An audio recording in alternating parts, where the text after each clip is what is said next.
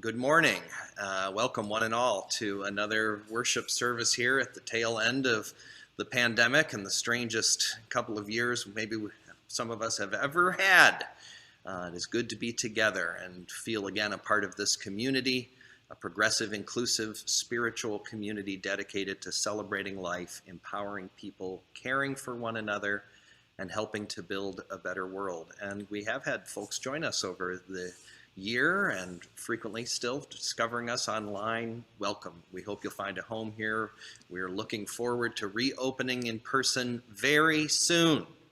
Let me share some announcements with you before we begin. Speaking of reopening, it hinges, as we know, on our ability to not only be safe here live, but to also continue to provide this electronic experience for the people who are not yet able to be or won't be vaccinated, not to mention the folks who actually like to watch a recording of worship on Wednesday night at 7:30 p.m. because it fits in their schedule better. We have embraced this need to be both alive and presenting ourselves through digital media to the outside world. And that's how we're going to be able to worship together in person, is by streaming at the same time. And friends, I asked you last week if you might donate some money in order to make that a reality with like a really top-notch professional system that will make that experience actually delightful, and you rose to the challenge. I asked for $9,000 and you gave well over it. Many folks, large and small donations. Wonderful testimony to what the congregation knows is possible. It's going to be a lot different than what we're currently doing. Here's me. This is worship right now. Me sitting on a bench staring at a laptop. Alone in the sanctuary. Starting sometime at the end of June or the beginning of July, that stage is going to have musicians, microphones, projections, everything you've come to know and love from long ago with live worship, and be able to be viewed at a professional quality online. I am just so psyched, and I'm so grateful to you. So keep up the good work. These next few weeks while we figure everything out are going to be kind of a circus. We're aiming for a dry run on June 20th of doing live worship in here but not having people present, then maybe gather people on the 27th. But all of this hinges on when stuff will get installed and how quickly we can get up there. So I just ask you to hang in there, roll with it. The worst that can happen is the first time we do worship of that nature, everything goes on the fritz and it's a disaster and we learn a lot and we laugh and then we come back the next week and we try it all over again. No animals will be harmed in the making of these worship services. It is just a matter of days before you learn the name of your next minister, the interim minister who will be here for the next 2 years. The search committee has made an outstanding choice. The newsletter is going to come out in the next few days as I'm able to get it done. If you have anything else to submit, please send it to me directly by email. Next week, from Thursday through Tuesday, I will be in Portland, Oregon. I'm going to lead worship from there, probably at my best friend, Father Matt's Episcopal Church, down in the chapel in the basement. So that'll be a nice change. I'm going to work through that time because both Lisa, my friend, and Matt are going to be working there too. So I won't be around, but I'll still be working and I'll still have my cell phone. And we'll still worship together online like this 1 week from today. Over the next couple of months while I'm here and wrapping things up, I'm going to be devoting Thursdays and Saturdays to visiting and connecting with people and really setting aside that time. Larissa Greco, who's been volunteering in the office in the absence of an administrator, and it made a huge difference for us. You should thank her. She's going to kind of be in charge of calling people on my behalf to set up appointments. There's a lot of folks I want to see before I go, but if you want to see me, once that's up and running, you just give a call. Finally, I'm so happy to be able to tell you that we have hired our new congregational director, whose title is technically Director of Administration, Operations, and Finance. And that is Kate Taylor, who comes to us after years as an HR and front of the house manager and most recently a catering business, but who worked for many years as the administrator and on-site staff person at the Occidental Arts and Culture, Arts and Ecology Center. She has excelled in just about every dimension of running an office and running an organization that we might hope to have someone. And you'll like this picture of her too. She's ready to roll up her sleeves and get to work. She'll come by tomorrow to be onboarded. She starts officially June 1st. She'll work 80% time for 2 months and then come on full time. And I can tell you, no one has ever in an interview seemed more curious, creative, interested, and called to the work than the interview that we had with Kate. So welcome. She's not here this morning. She's been sneaking in and watching worship lately, but she's got other work obligations, and I didn't want to embarrass her. So friends, that's your new congregational director, Kate Taylor, and I hope you'll welcome her as you meet her in the next few weeks. She is going to help this congregation build back better, as Uncle Joe might put it. And that's all the news that's fit to print. Again, thank you for being here, which allows me to worship with you. Let's let Roger's lovely music call us into a spirit of reverence, stillness, listening, and engagement with the world. Let us worship together.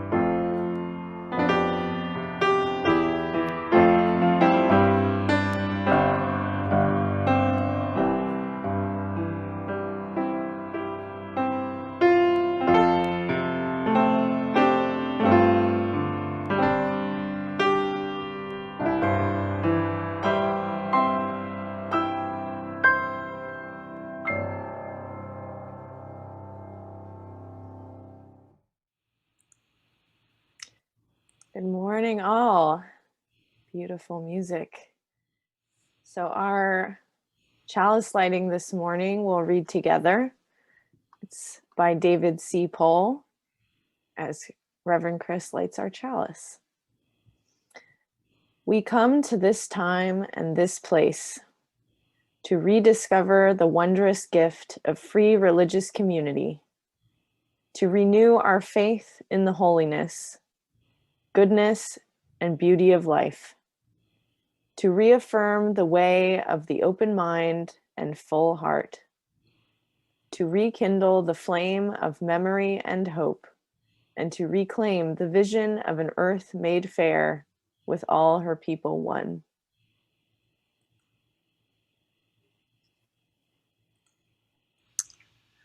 Let's sing. You might even rise in body or spirit.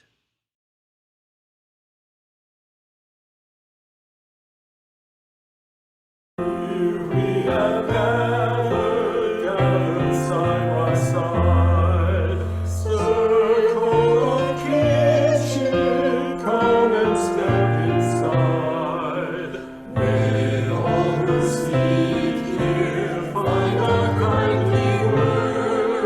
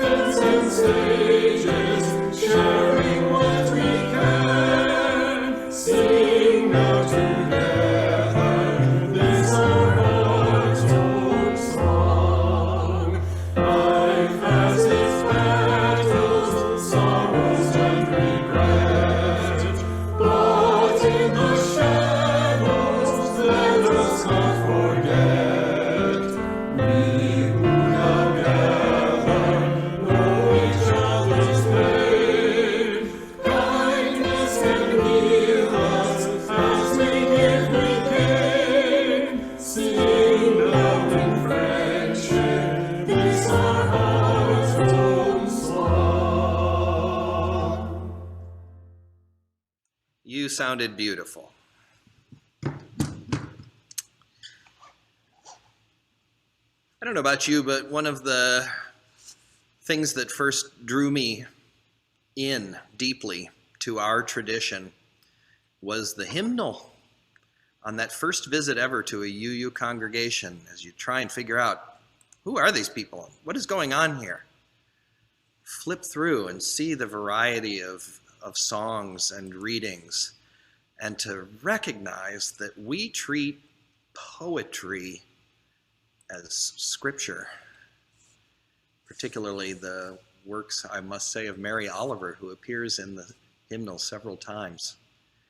Here's one of the favorites. You can read along with me in whatever way you want, the italics, or just listen.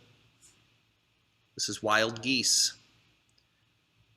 She reminds us, you do not have to be good. You do not have to walk on your knees for 100 miles through the desert repenting. You only have to let the soft animal of your body love what it loves. Tell me about despair, yours, and I will tell you mine. Meanwhile, the world goes on. Meanwhile, the sun and the clear pebbles of the rain are moving across the landscapes, over the prairies and the deep trees, the mountains and the rivers. Meanwhile, the wild geese, high in the clean blue air, are heading home again. Whoever you are, no matter how lonely, the world offers itself to your imagination, calls to you like the wild geese, harsh and exciting, over and over announcing your place in the family of things. Your place in the family of things.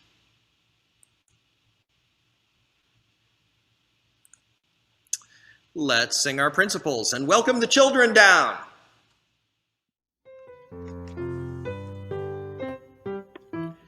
One each person is worthwhile, to be kind in all you do. Three, let's help each other grow, for keep searching for the true. Five, each person has a say. Six, with one a peaceful world. Seven, a level that's the way that will bring us back to you.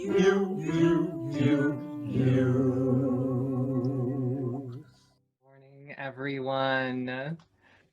Oh, it's so wonderful to be here with you all again on this wonderful sunny Sunday. This month, we have been reflecting on what it means to be a people of story. Throughout May, we are listening to and cherishing the narratives and memories that create our history and inform the congregation we are today. For Time for All Ages this month, we are hearing stories from the folks that have built and carried our RE program in the years past. Last week, we heard from two wonderful former DREs of our congregation, Julian Malm and Deborah Mason. Julie brought us back to when the youth group was still in its infancy and reminded us of the lasting impact that can come from a community coming together.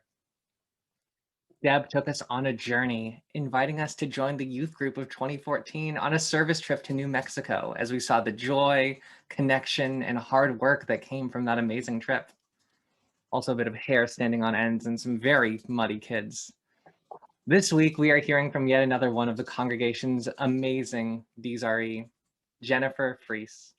This week, she and Owen came down to our youth room to share the story of how she came to know UUCSR. Here is Jen's story.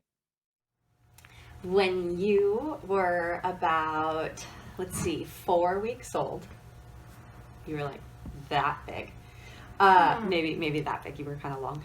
And we lived in our first house in Santa Rosa. We moved. Do you remember the street we lived on? It's right up here. We were on Orchard Street. Did you remember that? Yes. Okay, so we were on Orchard Street, and we lived in the bottom part of the house, and I was super duper lonely. because it was just you and me all day long, and you were tiny, and you were my first baby, so I didn't know what I was doing. And when we moved to Santa Rosa about a month earlier, when you were only 5 days old, yes, that's correct. When we moved from New York City, I knew we needed a community. And I told your dad, we have to find a UU congregation. Actually, I said it could be almost any congregation, but I felt like I liked the Unitarian Universalists the best. We had to find a community. And I was like, because I'm going to need people, because we were going to move all the way across the country, and we didn't know a single person in Santa Rosa, and Daddy had a new job. So we got here, and when we moved to Orchard Street after a month, I looked up the address for UUCSR, and I was really, really glad because I could walk there, because we only had one car, and Daddy used it to go to work. So I put you in the stroller, and I walked from Orchard Street all the way to the congregation. And do you know who met us here? Dad. It was Deb. Yep. And Deb was our director of religious education, and she met us right back in this wing in the yellow room. And she had her dog Lily with her. And I said, do you know what I said to Deb? I felt like I had to earn my way here at UUCSR, because I felt like I had to do something to come here, which is kind of ridiculous because I had a newborn baby. And I said to Deb, Deb, I'm ready to teach RE on Sunday mornings. I'm a teacher, and that's what I can do. And Deb, do you know what she said to me? Why don't you just come to service on Sundays and let us take care of Owen? And I was like, what? You seriously just want to take care of my baby and let me go sit and go to service? And she was like, yeah, absolutely. And that is how we met Deb. And Deb took care of you in RE on Sundays, and we started coming to UUCSR. And that's the story of how we started coming here. Thank you so much, Jen and Owen, for that wonderful story. It's no surprise that Jen took on Deb's role in the coming years, and that the Freese family continues to be a vibrant part of our RE community. And now I suppose it's my turn to tell a story. This past year was a strange one, with kids cooped up at home having to log on to Zoom to be a part of RE. The stories that would normally arise from in-person connections simply weren't there. There were no trips to go on, no late night camp adventures, or evenings spent running around the congregation while parents went out to dinner. However, that does not mean that RE was without wonderful moments this year. Through little boxes on a screen and canned audio making its way through laptop speakers, our kids persevered, demonstrating their resilience as each Sunday they logged on to connect with their peers and be part of community. Instead of sharing with you all a traditional story today, I would like to take this time to take a glimpse into the wonderful things our kids have done this past year. In November, as we were learning about the true story of Thanksgiving, I asked the tweens who Christopher Columbus was. My question was promptly answered as one of the kids unmuted and matter-of-factly stated, a murderer. It was the perfect way to start our conversation on the woes of colonization and the importance of supporting Native communities. Later that month, one of our teens gave an impromptu, impassioned speech on why gravy, amongst all the Thanksgiving foods, was in fact the best. Not only was their position well thought and well argued, it led to a mass exodus from the other Thanksgiving staples to the veritable gravy train. During a panel with folks from the North Bay Organizing Project, the children articulated the importance of why healthcare, food, and housing should be human rights, better than I have seen many politicians do so. The conversation sparked discussion on police reform, and the children applied their critical thinking and problem-solving skills to repairing and rebuilding this age-old institution. Recently, in RE, a child informed us that they had no joys or sorrows to share during check-in. However, upon stating this, they realized they did in fact have a sorrow because they had no joys or sorrows to share. After this statement, they then announced that they now had a joy, which was that they no longer had no joys or sorrows. In youth group, one of our teens, over the course of about 20 minutes, created and shared a PowerPoint that described in vivid, in-depth detail Taylor Swift's entire discography. The presentation also included personalized recommendations, as well as samples from Miss Swift's various albums. The other week in Tween RE, when discussing the topic of wonder, one of the kids shared that when they lie on their back, looking up into the sky, they wonder why we exist. They wondered why we, as human beings, are here on Earth. They wondered what it means to be a person. They wondered why they have a body and why they can move their fingers and hands just by thinking. They wondered how they were capable of wondering, all from the mouth of an 11-year-old. During this time of pandemic, of quarantine and crisis, of isolation and languish, the kids of RE have persevered. Their community has been reshaped, taken from the classrooms and the playground of the RE wing and placed behind a computer screen. Yet this did not stop them from continuing to be people of spirit and love. Each Sunday, those who were able to continued to be a part of this community, and in spite of everything, still created stories and memories and love that transcended this moment. And that is the story of RE this past year. So now, to bring us together in our unison affirmation, we have Taylor Mikush. We are Unitarian, Universal, people of open mind, the loving heart, and the helping hand. Yay! Thank you, Era. All the good stuff we do here, as you know, we do because we choose to do it. We own this building, we call our leaders, we spend our money the way we want. And one way we like to put our money to use is actually by directly donating it to organizations in the outside community that are doing the kind of work we might not be able to do, but which we support. And we have a process whereby folks suggest various groups to the advocates for social justice who bring them forward to us. So we know we've got a good cause to support here. And I'd like to invite Michelle Fountain from Lifeworks to come and tell us all about the organization that we are going to be contributing our money to today. And just start saying something, Michelle. Are you looking for me there? Yeah, we're going to spotlight you. There you are.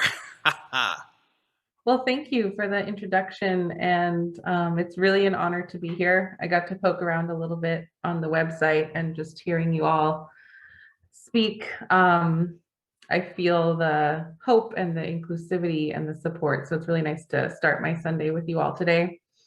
And I imagine many of you haven't heard about Lifeworks of Sonoma County, although we are celebrating our 25th year this year of serving all of Sonoma County. We started fairly small and have grown, and right now we offer 5 mental health programs in both English and Spanish. And they're each very unique. They all are aimed at kind of serving a specific area of life for children and families. So we have a bilingual in-home clinical program called El Puente, and it's really focused on violence prevention and trauma reduction. And we have a school-based counseling program where we actually have therapists go into school classrooms and support children who are just struggling in that environment to be successful.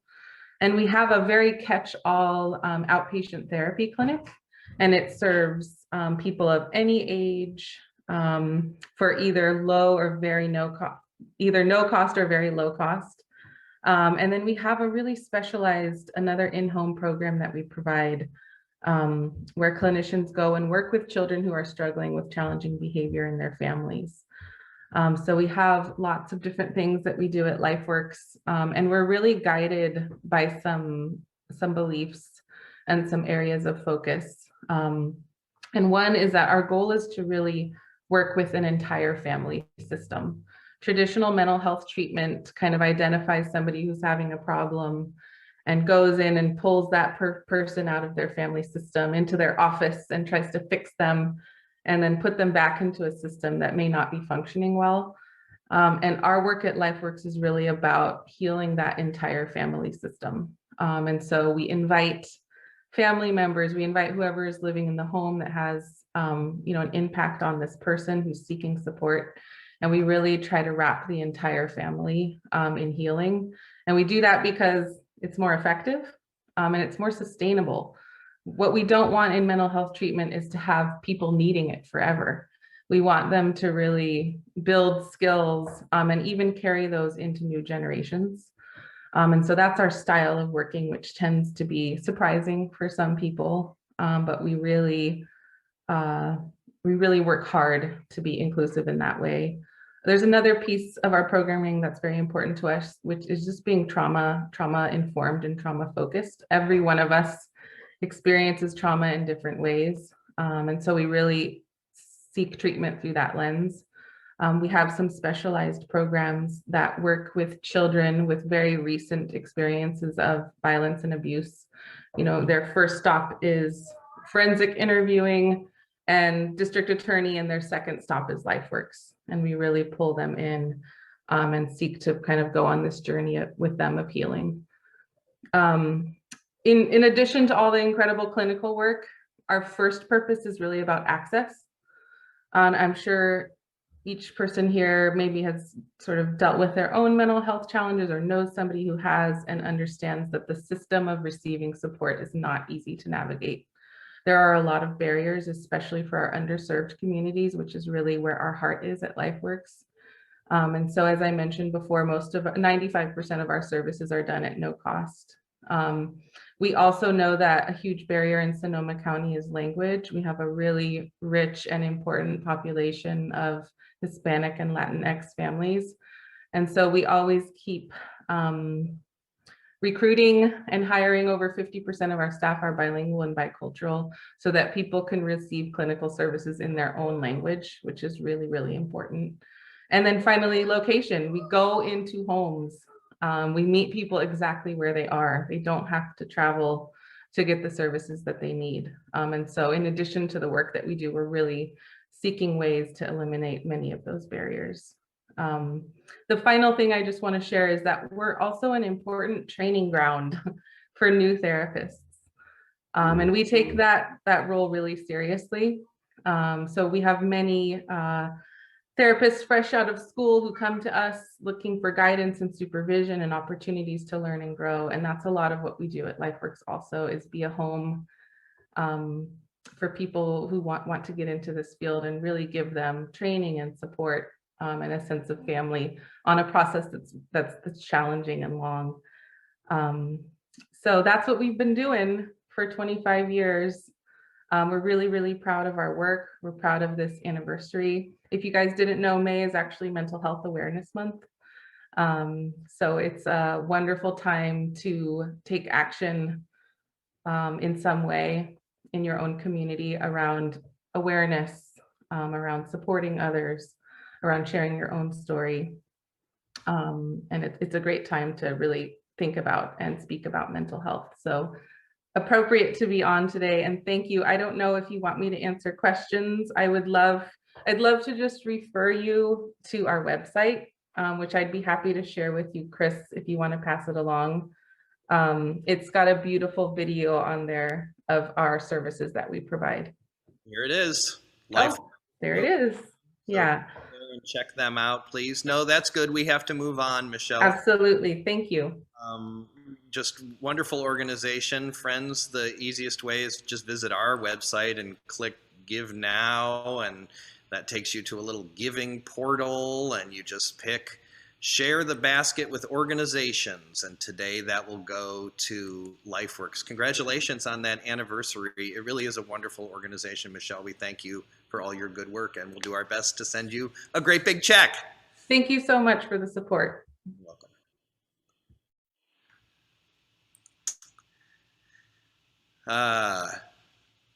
That's one of the best things we do, folks. We actually tithe as a congregation and do our best to give away in this manner 10% of our annual budget to support groups in the outside community, which you should be proud of. And it illustrates a simple and beautiful principle that we live by. Won't you join me in singing it as we give thanks for our abundance? It is. From you I receive, to you I give. Together we share, and from this we live. From you I receive, to you I give. Together we share, and from this we live. We also share the events and joys and sorrows of our life together as a community, and we'll hear now from our milestones. Good morning. I'm Paula Hammet, one of your lay chaplains.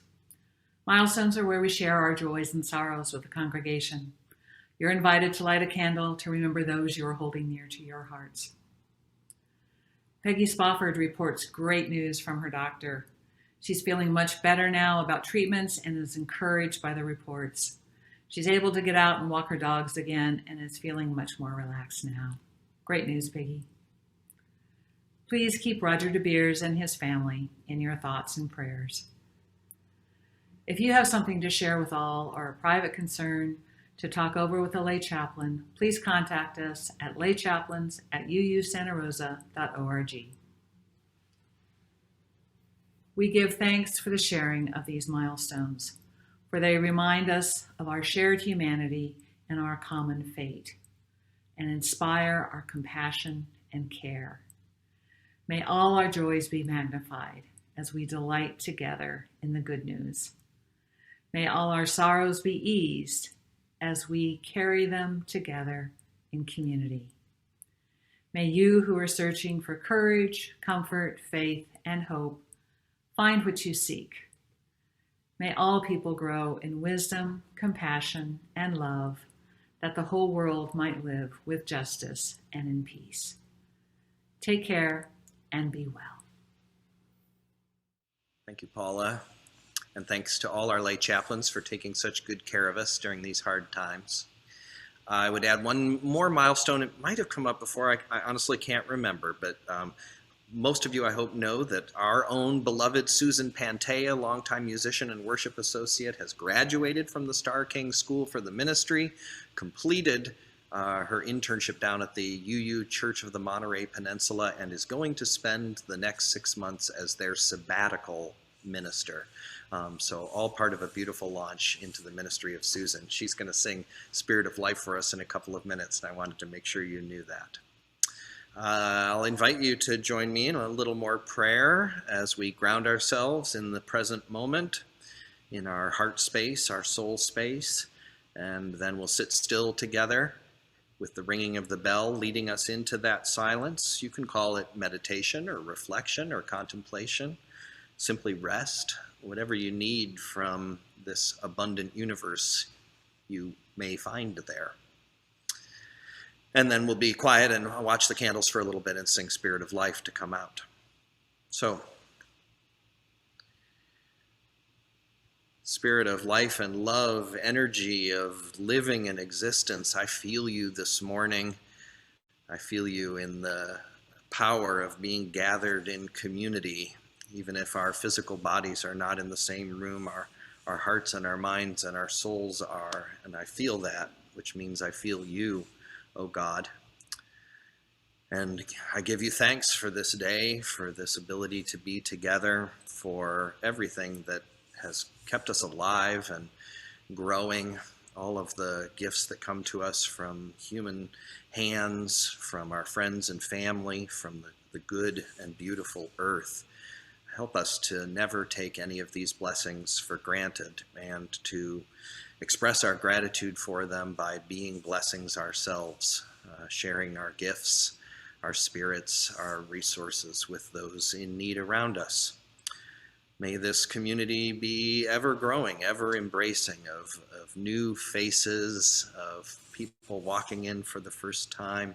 You never know who might become your next director of religious education. So we celebrate the wonders of fate and chance that build up this community, and ask only that we be open and welcoming to all. We pray for the courage and strength to make it through these times of transition. We continue to lift up particularly teachers, parents, children, those who have struggled the most, health professionals, essential workers, as we try and make our way back to the thing we used to call normal. Let us remain vigilant about health and care for ourselves and each other. Let us remain compassionate. Let us remain understanding and forgiving of one another. We are all under stress. In that spirit of kindness and of love and care, we ask to continue to blossom into servants of love. May it be so for us and for all the people in this hurting, troubled world. Amen.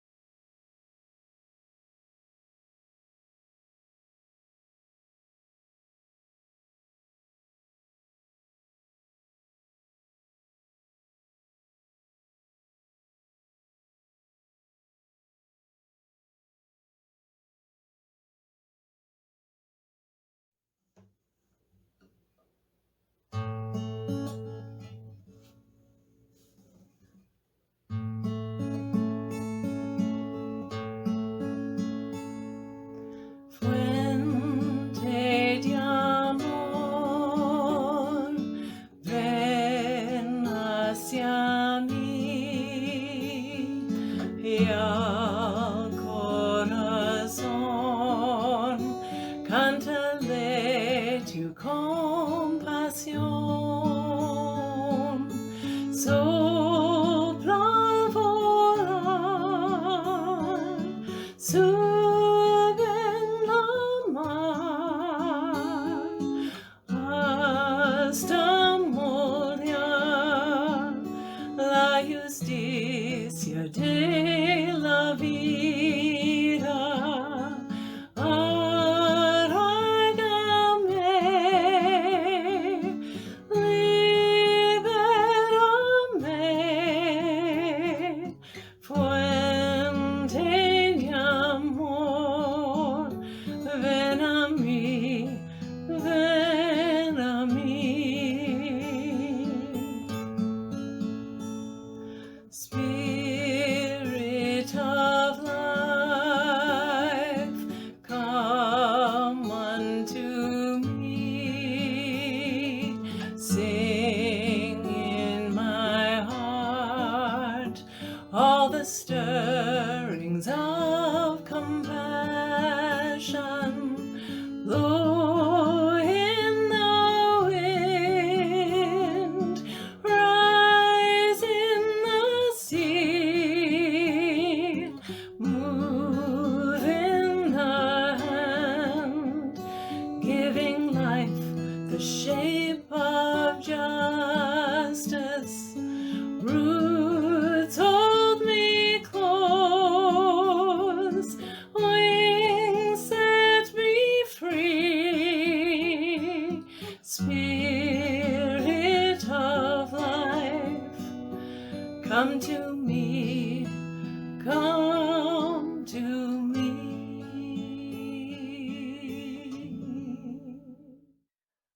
Has anyone ever looked back at their old childhood creations? Maybe it was your diary or poems or art that you made as a child or a teenager.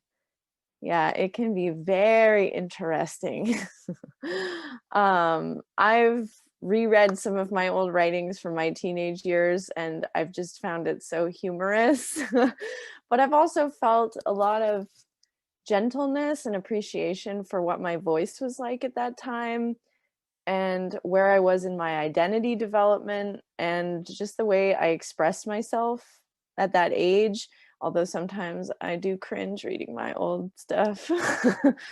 But it's interesting to me to hear not only how my voice and self-expression has changed between then and now, but how vivaciously opinionated I was then, and how also deeply impacted I was by certain moments. You know, reading my teenage account of an event or something important that happened to me, hearing it through my own voice, it's almost like actually being there again, but this time it's like I'm watching through binoculars. So I thought that since we're diving into the history of UUCSR, its beginnings, its middles, and all the stories that it holds, it would be appropriate to actually read one of my old reflections from when I had just started as a worship associate a long time ago.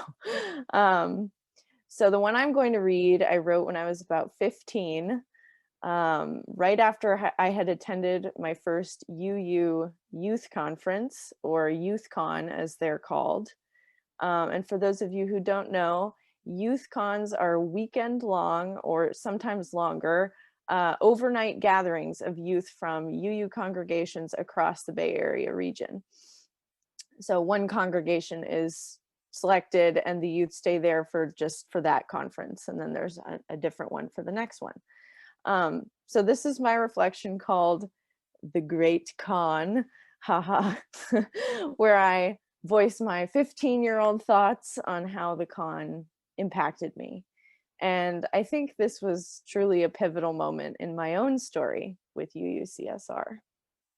So remember, I was 15, okay. I can still clearly remember my first day of high school, feeling small, words catching in my throat, dreaded upperclassmen. My safety mechanism? Hide myself in my pink cardigan and behind my long hair. I couldn't help but feel like an outsider.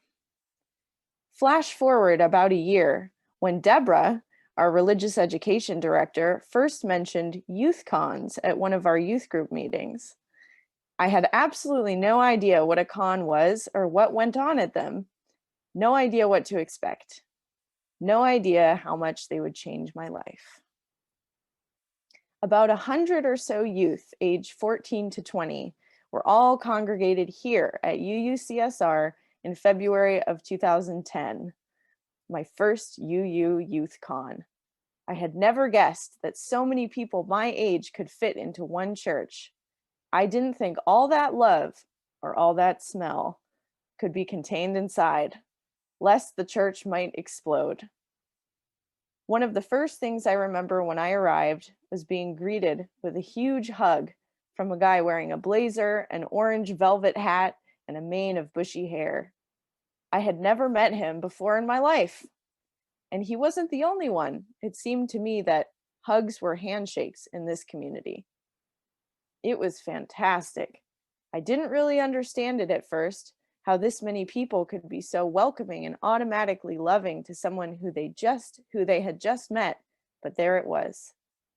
I was pretty shy because I wasn't used to this kind of thing quite yet, but eventually I began to sporadically hug many of the people I had met, and I quickly started to open up.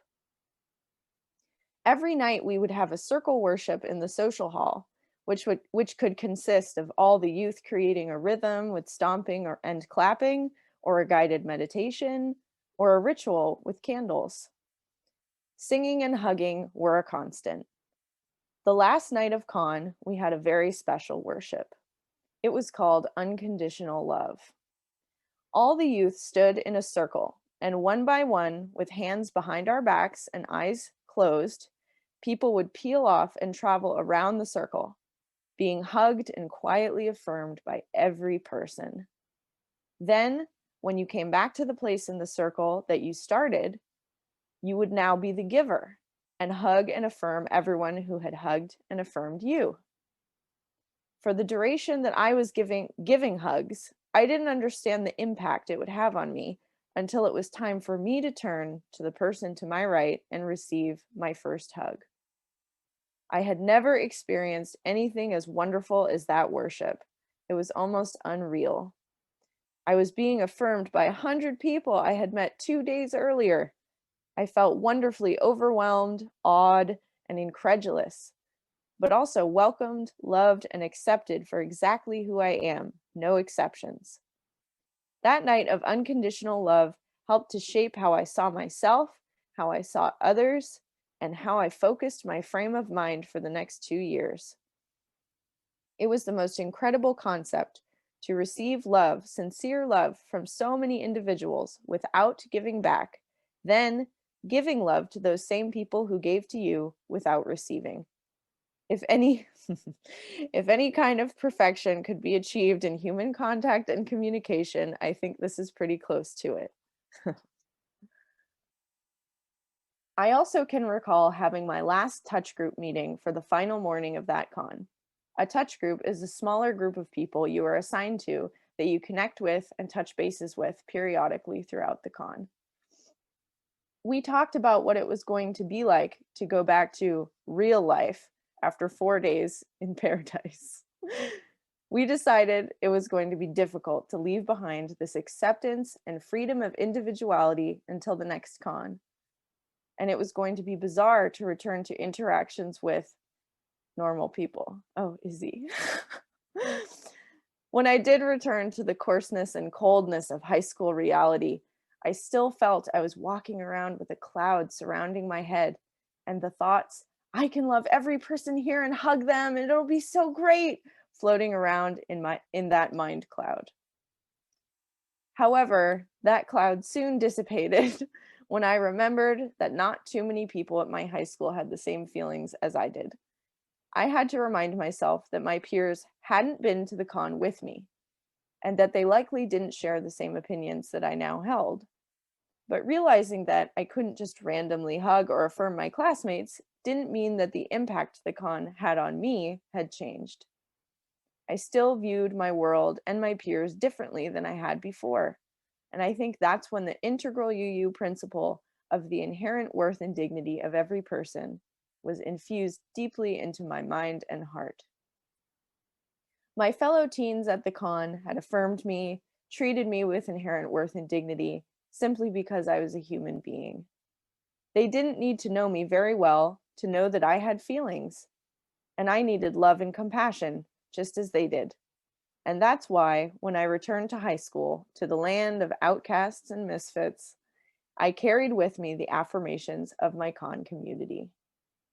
So even if I felt like an outsider at school, even though I knew not everyone was going to like me, even though I understood that I could never be everyone's friend, that didn't mean I couldn't treat my peers with dignity, respect, and empathy, just as my con community did and does for me and I for them. No exceptions. A little peek into my 15-year-old experience.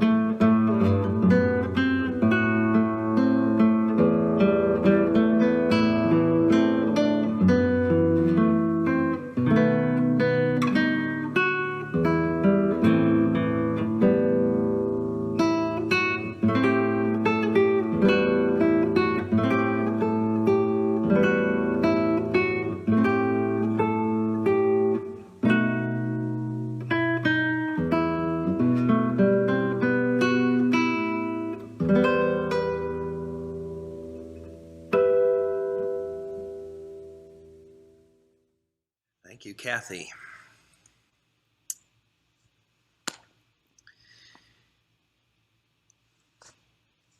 I've had an intense couple of weeks over here as your minister, meeting with folks and having conversations about bringing things to a close for my ministry here. And in just the last couple of days, a couple of folks have been very brave enough to admit to me, as we've been saying our goodbyes and reflecting on time together here in relationship as a community, to admit that they're mad at me.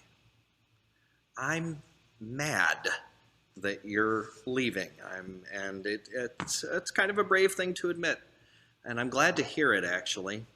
And it's centered in a couple of cases on folks maybe who are actually getting older and quite understandably imagined me accompanying them through perhaps the process of dying or through leading their memorial service. And I'm so honored and so sensitive to the gift that even being thought of in that way is. And as much as I've tried to say, you know, I won't be doing your memorial service, but don't take it personally, I can understand. And folks have been kind enough to share those feelings about why it might feel that way. And so honestly, just this morning, throughout the old sermon, and I've decided to just explain a little bit more about what's going on with me in this time of transition. And I'm going to help understand and maybe deal with those very natural and understandable feelings of disappointment and anger and certainly sadness, which I myself am carrying a lot of. And I'm going to rely on that ancient breakup trope. It's not you, it's me. It's not you, it's me. Because, you know, the truth is there's no happiness in me around the things that I'm going to miss. Services, watching, you know, young people in our tween group, Addie or whoever, grow up and graduate and head off to college, watching Era, you know, grow this program into the wonder that it's about to be, not coming to your service. That is a huge loss for me, plain and simple as well. I love you and I love our congregation. I came here intending to conduct a personal experiment on Unitarian Universalism, which was to basically see, could there be a Unitarian Universalist congregation that would satisfy me, that I wanted to worship at every week, that wasn't hung up about small problems, that didn't have pointless arguments between humanists and theists, that was heart-centered instead of head-centered, that was grounded in worship first and foremost, that was genuinely open to spiritual inquiry and praise and prayer from within our own UU congregation and a religious perspective, and from those in other traditions as well. And could such a thing be? And the answer is yes. This is a healthy, spiritually deep congregation that has made it through fires, floods, divorces, more fires, and this pandemic. And that the experiment was succeeding has been the source of enormous joy and confidence and pride in me.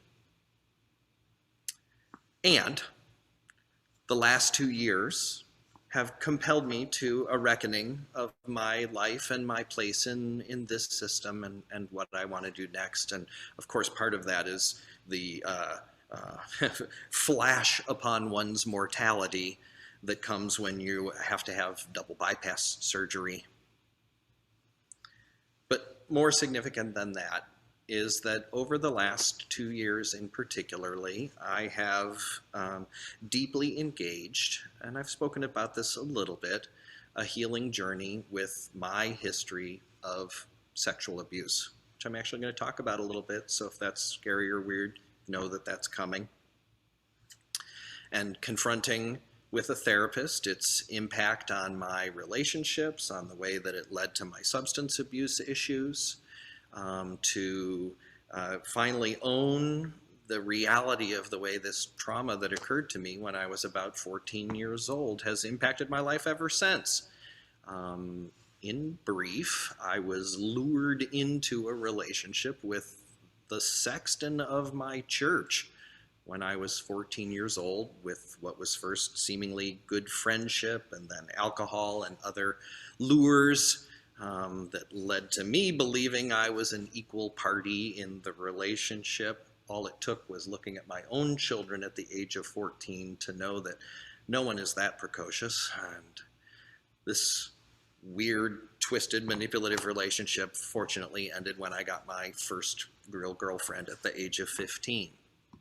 But I can see now how a host of sort of negative effects of, at times, deep depression, confusion about sexuality, an unfriendly relationship with my own body have carried through ever since.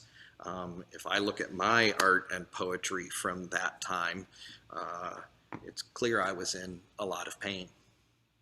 And one thing I've recognized over the last couple of years of doing this work and being able, growing to the point where I can just tell you this story in this way, is it also had positive effects.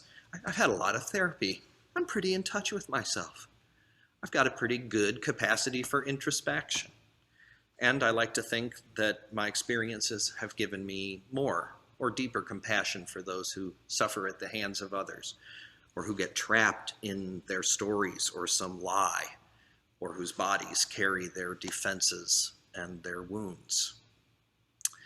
And the beautiful thing about the work I'm doing now, which is with a group, is that 5, 6 actually men, including our therapist, get to share these effects and our experiences in a way that feels deeply healing. And one thing that's revealed there is that there's kind of a set of symptoms for people who suffer this way, and we all have them. Secrets that we insist on keeping, weird, relationship troubles, a need to hide away and remain kind of safe from others, pleasing other people, and making sure every social situation is just okay. All of the men in this group, struggle to put themselves first, to believe that they are worth happiness and well-being. And one other symptom, and one that I have in spades, is the need to prove that you are a good person. Because in my case, I believed I chose what happened to me, and indeed I was used by my perpetrator to lure other boys into his web. And a lot of my life ever since has been trying to redeem that. And how to prove myself, to get the praise of others. And what I have come to realize is, am I good enough? Do I have inherent worth and dignity? May I be happy? Are questions that I actually have to answer for myself. That a point has come where I must allow myself to tell this story, to put my healing first and foremost, and to follow my own deep longings wherever they lead, no matter what anybody has to say about them. I might just show up in some coffee shop and sing songs about sexual abuse with bad words in them. And if that's what I need to do, I'm going to do it. But I came to realize that I cannot, I do not, I will not, I have not done that. Put the healing of myself center as long as the burdens and demands of ministry have been upon me. That if I was going to enter that space, I had to enter it with a kind of pure selfishness of allowing myself to be, for now, the person who is most worthy of my pastoral care. So folks ask about what job I'm going to do next. That job doesn't matter. What I'm going to do while working somewhere is the equivalent of a Tibetan 3-year retreat. I have served the world. Now I shall serve myself. I want to hug and affirm myself so that then I might return to the world in service without worrying about how I look or what people think about me, but just born of my calling and my sense of connection with the spirit of love and life in the world. And I hope that laying claim to that well-being in me might actually be one of my last acts of ministry to you, which is to say, you can do this too if you want, Your spiritual life, your own happiness and well-being, your own feeling of the power of love and joy flowing through you has to come first if you want to be of service to the world. And if I bring anything into ministry, it's nothing that you don't have in you yourself. It's just about acceptance and love and believing in the moment and believing in each other. I truly believe whatever is here in ministry is something born of an awareness that precedes and transcends my own. And that will still be here. That's already here. And it will forever be here even after I'm gone. So friends, I still believe in community. I still believe in worship. I still believe in you. And I will always love you. And I am ready to step through a door into a new way of living, in tune with an unvanquishable joy in me, for me, that I might then return to loving the world. And that's my story. And I'm sticking to it. Let's sing. This joy that I have, the world didn't give it to me. Oh, this joy that I have, the world didn't give it to me. Don't you know that this joy that I have, the world didn't give it to me. Oh, I said the world didn't give it, the world can't take it away. Oh, this strength that I have, this strength that I have, this strength that I have. Oh, yeah, now. The world didn't give it to me. The world didn't give it to me. This strength that I have. Oh, yeah, the world didn't give it to me. The world didn't give it to me. This strength that I have. Oh, yeah, the world didn't give it to me. Oh, I said the world didn't give it, the world can't take it away. Oh, this love that I have, this love that I have. Oh, yeah, now. The world didn't give it to me. The world didn't give it to me. This love that I have. Oh, yeah, the world didn't give it to me. Don't you know that this love that I have, yeah, the world didn't give it to me. Singing, the world didn't give it, the world can't take it away. This pride that I have, this pride that I have, this pride that I have. Oh yeah, now. The world didn't give it to me. The world didn't give it to me. This pride that I have. I said the world didn't give it to me. Don't you know that this pride that I have, yeah, the world didn't give it to me. Oh, I said the world didn't give it, the world can't take it away. All this peace that I have, yeah. The world didn't give it to me. The world didn't give me my peace that I have. Oh yeah, now. The world didn't give it to me. Won't you sing about peace? This peace that I have. Oh yeah, now. The world didn't give it to me. I said the world didn't give it, the world can't take it away. All this joy that I have, this joy that I have, this joy that I have. Oh yeah, now, the world didn't give it to me. The world didn't give it to me. This joy that I have. I said the world didn't give it to me. Don't you know that this joy that I have, the world didn't give it to me. Oh, I said the world didn't give it, the world can't take it away. The world didn't give it and the world can't take it away. The world didn't give it, the world can't take it away. The world didn't give it and the world can't take it away. The world didn't give it, the world can't take it away. The world didn't give it and the world can't take it away. The world didn't give it, the world can't take it away.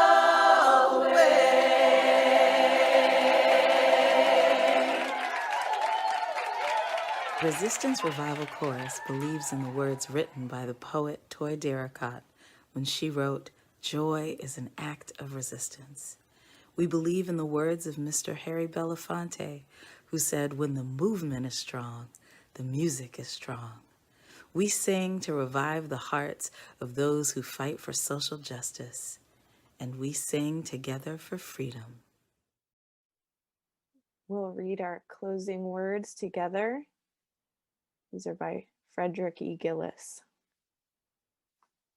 May the love which overcomes all differences, which heals all wounds, which puts to flight all fears, which reconciles all who are separated, be in us and among us, now and always.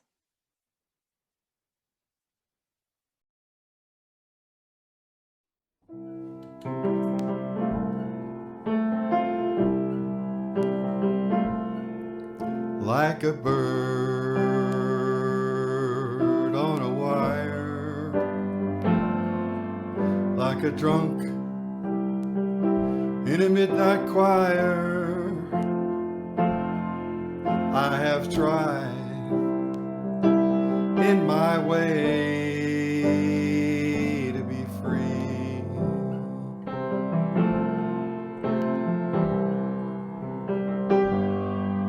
Like a worm on a hook, like a knight in some old-fashioned book. I've saved all my ribbons for thee.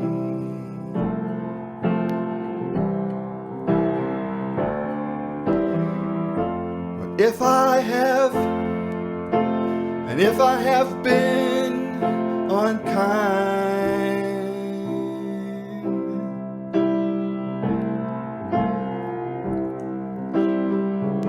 I hope you can let it go by.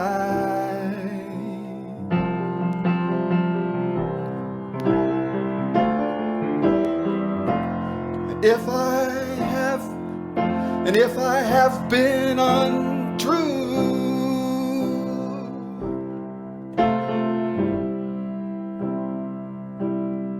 I just hope you know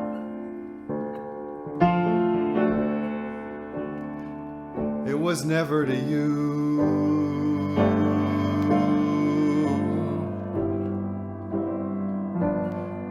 Like a babe stillborn, like a beast with his horn, I have torn everyone who reached out to me.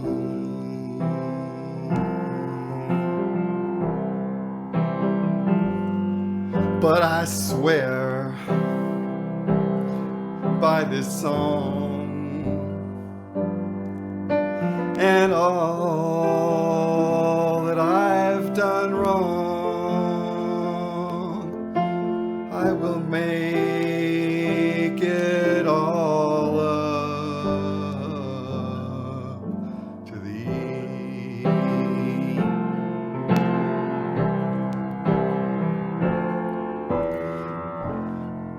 I saw a beggar leaning on his wooden crutch.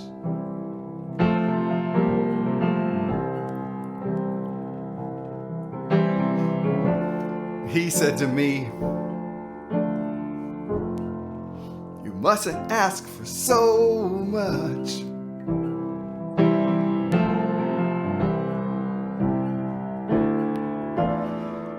I saw a pretty woman leaning in her darkened door.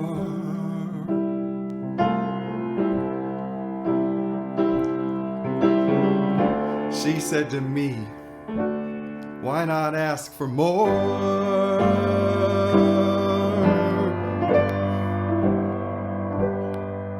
Like a bird on a wire, like a drunk in a midnight choir, I've tried in my way